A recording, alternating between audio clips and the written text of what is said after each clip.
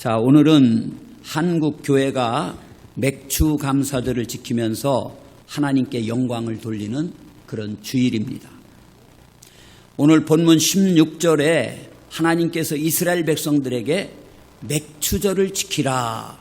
이는 내가 수고하여 밭에 뿌린 것에 첫 열매를 거둠이니라. 그렇게 말씀을 하셨습니다.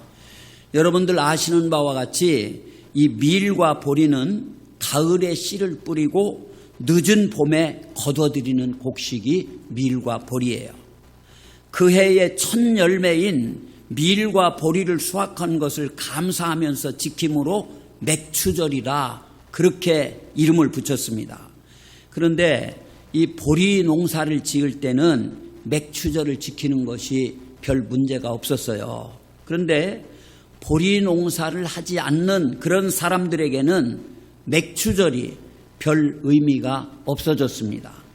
보리 농사를 할 때는 맥추절을 지키는 것은 자연스러웠어요. 그런데 지금은 보리 농사를 별로 하지 않을 뿐만 아니라 우리 도시뿐만 아니라 여기 송산만 해도 보리가 어떻게 자라고 언제 거두는지는 알지도 못하면서 해마다 교회가 왜 맥추절을 지켜야 하느냐 그런 의문을 가지게 됩니다. 그럼에도 불구하고 교회는 매년 맥추절을 지키기 때문에 성도들은 그저 약간의 헌금을 하는 것으로 지키고 있습니다. 그래서 우리는 오늘의 교회가 왜 맥추절을 지켜야 되는지 그걸 알고 이 맥추감사절을 진심으로 감사하면서 지켜야 된다는 거예요. 먼저 교회가 맥추절을 지키는 이유는 하나님께서 지키라 이렇게 명령하시고 말씀하셨기 때문에 지켜야 된다는 거예요. 우리 하나님께서 출애굽한 이스라엘 백성들에게 3대 절기를 지키라고 명령하셨습니다. 하나님께서 지키라고 하는 3대 절기는요, 무교절, 또 맥추절, 그리고 수장절이에요. 영적 이스라엘 백성인 우리 성도들도요, 하나님께서 지키라고 명령하신 이 3대 절기를 반드시 지켜야 되는 거예요. 하나님께서는 이런 절기를 너희가 거주하는 각 처에서 대대로 지킬 영원한 규례니라 그렇게 말씀을 하셨어요. 그래서 첫 번째 지켜야 할 절기는 무교절이라고 하는 절기예요. 오늘 본문 15절에 보니까 너는 무교병의 절기를 지키라 그렇게 말씀하셨어요. 이 무교병의 절기라는 것은 누룩을 넣지 않은 떡을 먹으면서 지키는 그런 절기입니다. 이 무교병 절기를 지켜야 할 이유는 오늘 15절에 나와 있어요. 이는 그달에 내가 애굽에서 나왔음이니라 그렇게 말씀하고 계세요. 이스라엘 백성들이 출애굽할 때 양을 잡아가지고 그 양의 피를 문설주에 바르고 또 고기를 누룩 없는 떡, 이 무교병과 함께 먹었습니다. 그때 이 애굽 사람들의 집에는요, 장자가 죽는 10번째 이 재앙이 임했어요. 그러나 이스라엘 사람들의 집에는 장자 죽음의 재앙이 없었을 뿐만 아니라 그날을 계기로 해서 애굽에서 탈출해 나올 수가 있었던 겁니다. 430년 동안 종살이하던 그 상태에서 이제 벗어나서 탈출을 해 나왔다 그런 얘기예요. 그래서 우리 하나님께서 이스라엘 자손들에게 무교병을 먹고 출애굽했던 것을 감사하면서 무교병의 절기를 지키라 그렇게 명령을 했어요. 두 번째로 지켜야 하는 절기는 맥추절입니다. 여러분 오늘 16절에도 맥추절을 지켜야 할 이유는 이는 내가 수고하여 밭에 뿌린 것에 첫 열매를 거둠이니라 16절에 그렇게 말씀하셨어요. 당시 이스라엘 사람들은요 보리와 밀을 농사했습니다. 이 보리와 밀은 가을에 파종을 해요. 가을에 씨를 뿌리고 봄에 거두는 한 해의 첫 열매가 밀과 보리예요. 그래서 하나님께서는 이스라엘 자손들에게 농사한 첫 열매를 거둬들인 것에 대해서 감사하면서 이 맥추절을 지키라 그렇게 명령을 하셨어요. 또 세 번째 지켜야 될 절기는 수장절이라고 하는 절기입니다. 무교절, 맥추절, 수장절, 이 세 절기를 지키라는 거예요. 그런데 이 수장절을 지켜야 할 이유는 16절 끝부분에 보니까 이는 내가 수고하여 이룬 것을 연말에 밭에서부터 거두어 저장함이라 그렇게 말씀하고 있어요. 그러니까 한 해 농사한 것을 가을에 모두 거두어서 알곡을 창고에 다 저장한 후에 정말 그런 다음에 감사하며 지키는 절기입니다. 창고에 저장한 알곡을 먹으면서 긴 추운 겨울을 안식하며 지낼 수 있게 됨을 감사하면서 지키는 절기로 수장절이라고 그렇게 부른다. 그런 얘기예요. 그래서 하나님께서 이스라엘 자손들에게 수장절을 지키라 그렇게 명령을 하셨어요. 이렇게 하나님께서는 이스라엘 자손들에게 지키라는 3대 절기는요, 또 다른 구속사적인 영적인 의미가 있어요. 첫 번째 지키는 절기는 무교병의 절기예요. 이 무교병의 절기는 애굽에서 마지막 날 밤 이스라엘 자손들은 집집마다 양을 잡아서 그 피를 문설주와 문인방에다가 발랐습니다. 그리고 가족들이 모여서 고기와 이스트가 들어가지 아니한 무교병을 먹었어요. 그때에 애굽 사람들의 집에는 10번째 장자 죽음의 재앙으로 슬피 통곡하였습니다. 그러나 이 죽음의 사자가 이스라엘 집 문설주와 문인방의 양의 피를 바른 그 집은 그것을 보고 죽음의 사자가 그 집에 들어가지 못하고 뛰어 넘어갔으므로 유월절이라고 그렇게 부르는 거예요. 그리고 이스라엘 자손들은 애굽의 노예에서 벗어나서 출애굽을 했습니다. 양을 잡아서 그 피를 문설주에 바른 것은 구속사적으로 예수 그리스도의 십자가의 죽음과 그 피를 의미하는 거예요. 예수님께서 십자가에 달려 흘리신 피를 믿는 자들에게는 죄악에서 해방돼서 구원받은 구속사적인 의미가 있는 그런 절기가 이 무교절 혹은 유월절이라고 그렇게 얘기를 하는 거예요. 그리고 두 번째로 지키는, 오늘 우리들이 지키는 절기는 맥추절입니다. 맥추절은요, 유월절을 지난 7주 만에 지키는 칠칠절이라고도 그러고 오순절이라고도 그래요. 물론 보리 농사를 했을 때는 이 추수한 보리를 하나님께 바치면서 지켰어요. 그런데 보리 농사를 하지 않는다고 해서 맥추절을 지키지 않아도 되는 것은 아닙니다.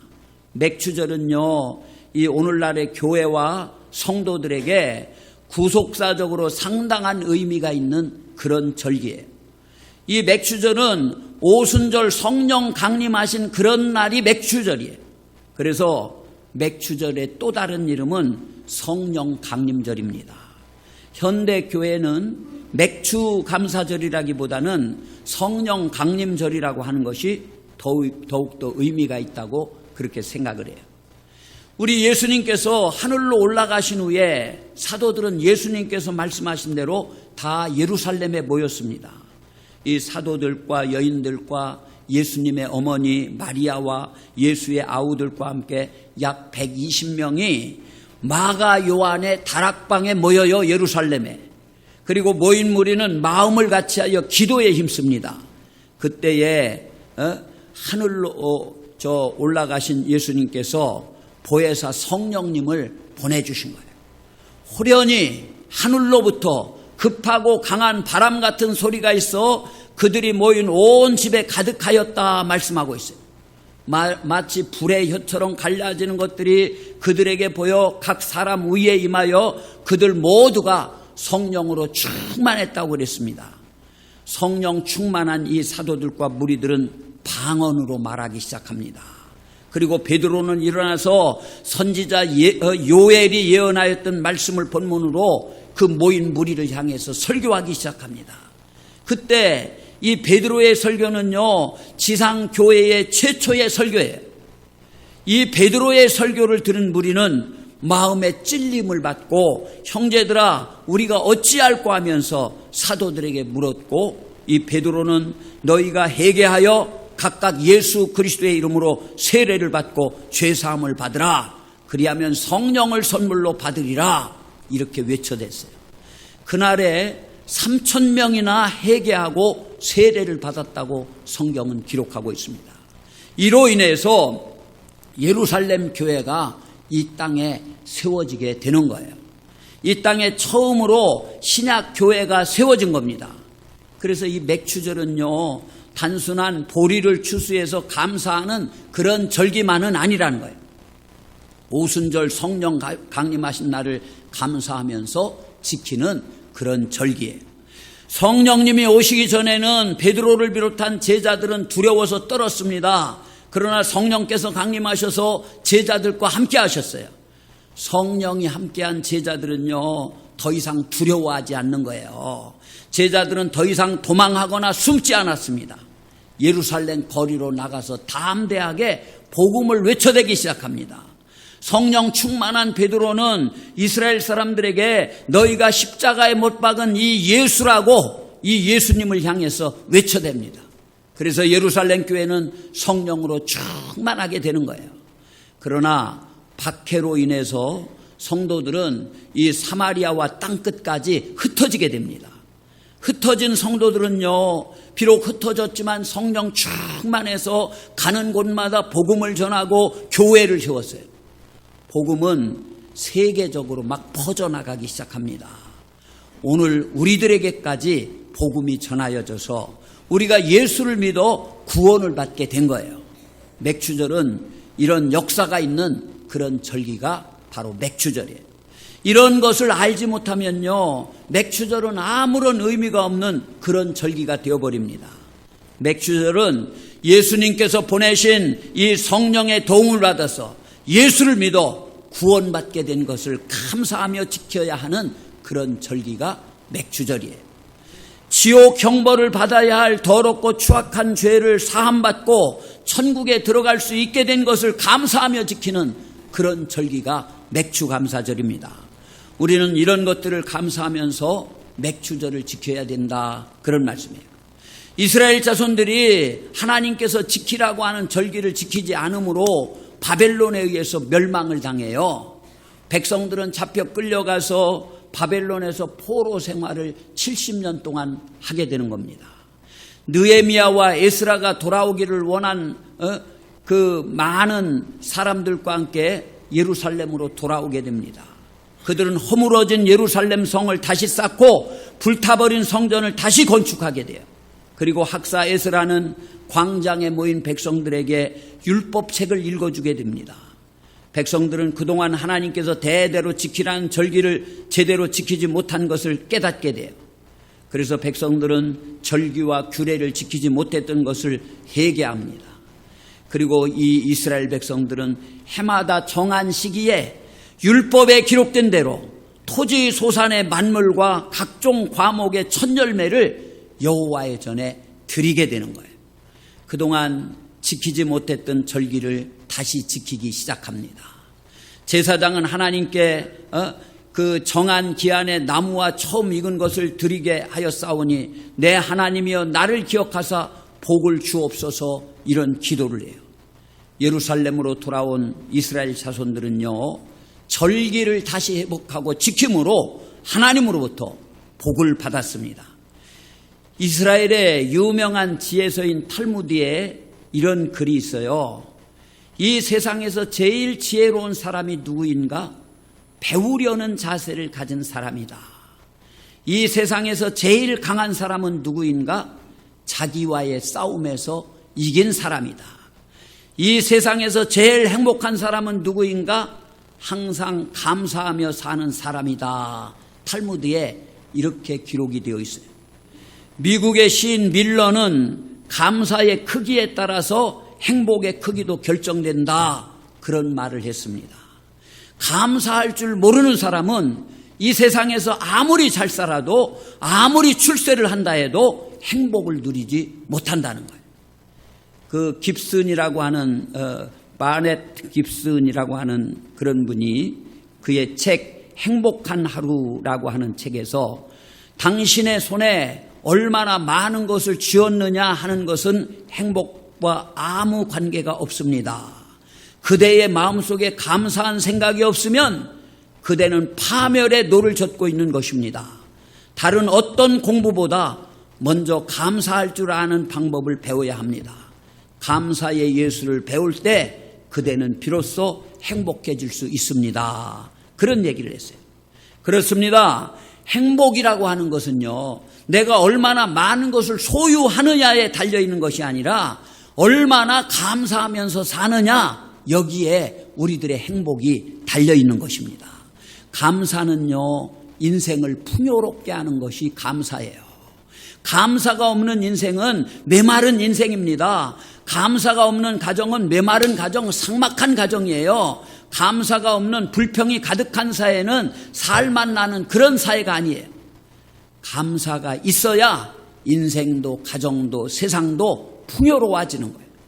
시편 49편 20절에 보니까 존귀에 처하나 깨닫지 못하는 사람은 멸망하는 짐승 같다, 이렇게 말씀하고 있어요. 그리고 시인 괴테는 이 세상에서 가장 쓸모없는 인간은 감사할 줄 모르는 인간이다, 그런 얘기를 했어요. 미국의 실업가 중에 스탠리 텐이라는 박사가 있습니다. 그는 회사를 크게 세우고 돈을 많이 벌어서 유명하게 된 그런 사람이에요. 그런데 그가 갑자기 병이 듭니다. 척추암 3기라는 거예요. 당시 척추암은 수술도 할 수 없을 뿐만 아니라 약으로도 고칠 수 없는 그런 병이었습니다. 그래서 사람들은 그가 절망하여 죽어가고 있을 것이라고 생각했습니다. 그런데 몇 달 후에 그가 자리를 툭툭 털고 일어났어요. 사람들이 깜짝 놀랍니다. 아니, 스탠리, 병이 다 나았나요? 네, 병이 다 나았습니다. 어떻게 병이 나았습니까? 저는 하나님 앞에 감사만 했습니다. 그가 회복하게 된 것은 감사 때문이라는 그런 얘기를 해요. 그는 하나님 앞에 이렇게 감사했다고 그럽니다. 화면에 나오죠. 하나님, 병들게 된 것을 감사합니다. 병들어 죽게 된 것도 감사합니다. 하나님, 저는 죽음 앞에서 하나님께 감사할 것밖에 없습니다. 살려주시면 살고 죽으라면 죽겠습니다. 하나님 감사합니다. 이러면서 기도했다는 거예요. 그는 매일매일 순간순간마다 하나님 앞에 감사하고 또 감사했다는 거예요. 그랬더니 감사할 때마다 암세포가 물러가게 되고 이 암세포가 다 치료되어지는 그런 역사가 일어났다는 거예요. 그래서 몇 달이 지난 후에는 완전히 건강을 되찾게 되었다는 그런 얘기예요. 요즘 우리 한국도 마찬가지고 미국도 마찬가지입니다. 이 정신병원에서는요, 환자들의 병을 고치기 위해서 제일 먼저 하는 일이 감사를 가르치는 그런 일이라고 합니다. 이 감사의 치료 효과가 탁월한 것을 알고 있기 때문에 무조건 감사하게 한다는 거예요.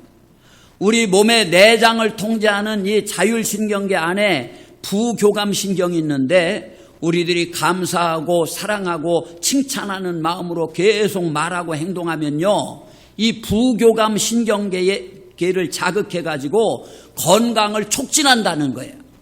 어떤 외과 의사가 이런 글을 썼어요. 제가 읽어드릴 테니까 한번 잘 들어보세요. 왜 감사하질 않을까? 당연한 사실들을. 아버지가 계시고 어머니가 계시다. 손이 둘이고 다리가 둘. 가고 싶은 곳 어디든 자기 발로 갈 수 있고 손을 뻗어 무엇이든 잡을 수도 있다. 소리가 들린다. 목소리가 나온다. 그보다 더 큰 행복이 어디 있을까?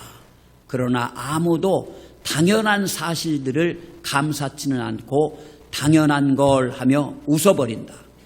하루 3끼를 먹는다. 밤이 되면 편히 잠들고 아침이 오면 상쾌한 바람을 실컷 들이마신다. 웃다가 울다가 고함치다가 뛸 수도 있다.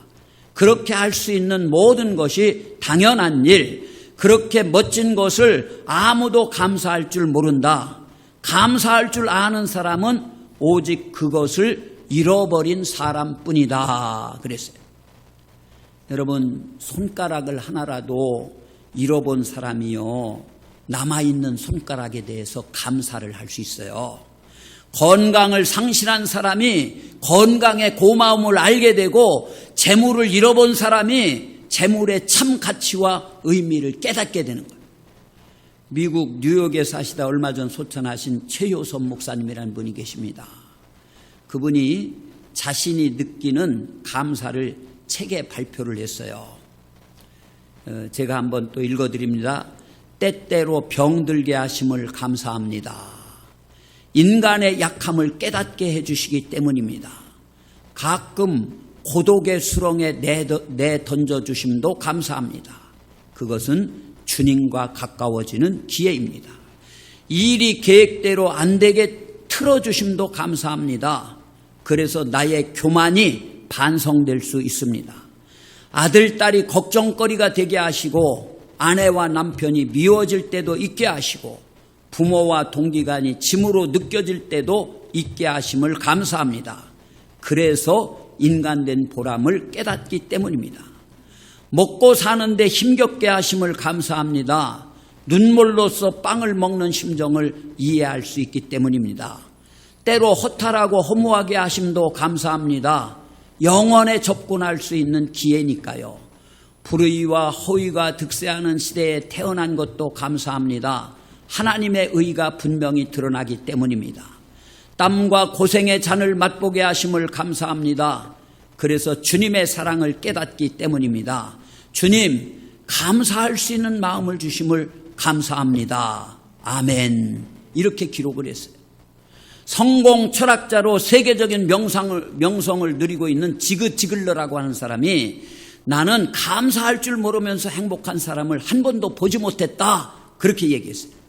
그리고 그는 감사는 행복의 원천인 동시에 행복의 열매가 된다. 그러면서 감사로 행복에 이르는 길을 이렇게 설명하고 있어요.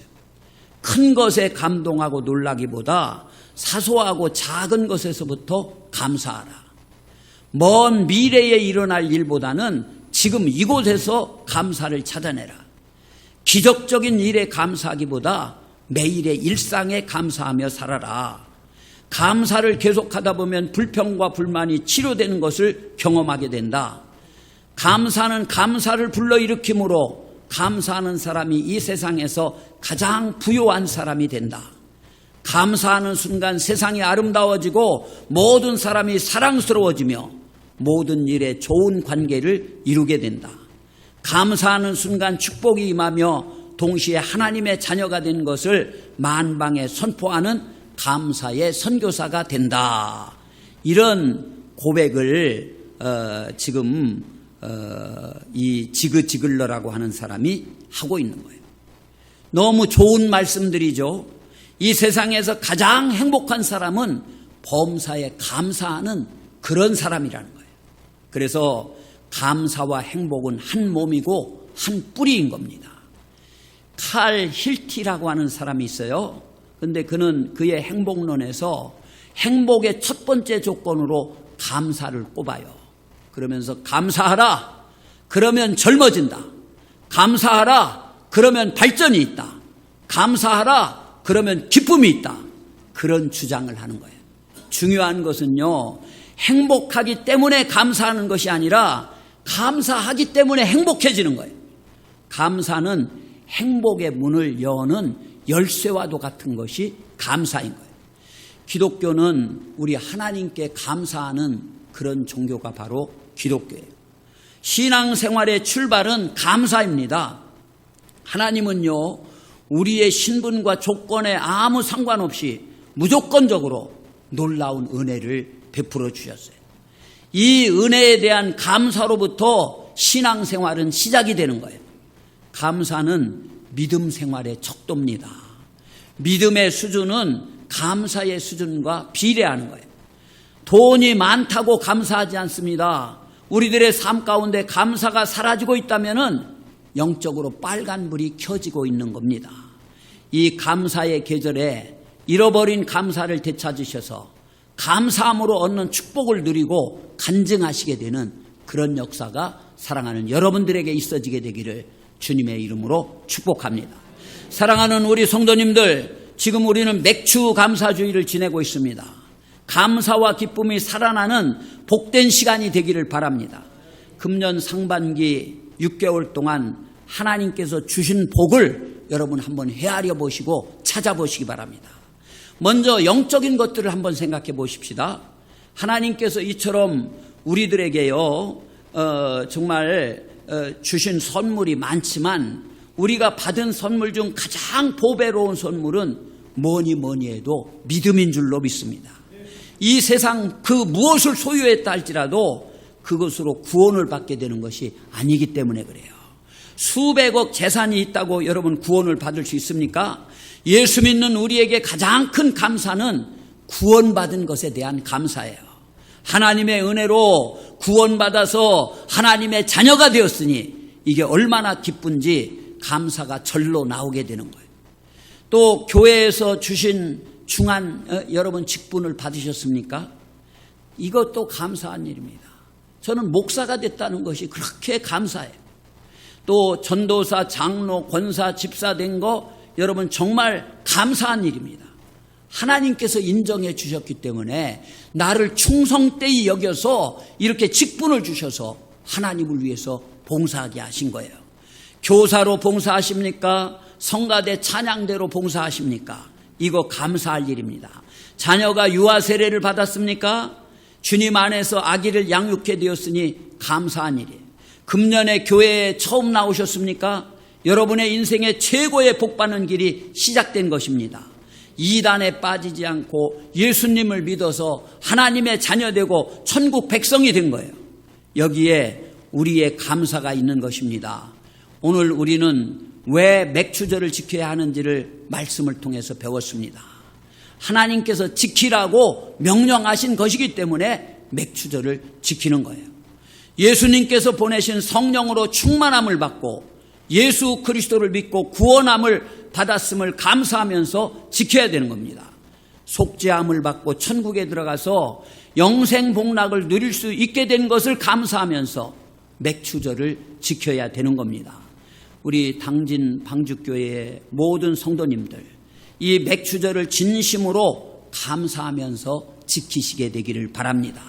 성령님이 우리와 함께 하셔서 지켜주신 은혜를 감사하면서 하나님께 영광을 돌려드리시는 그런 맥추감사 주일이 되기를 주님의 이름으로 간절히 축복합니다.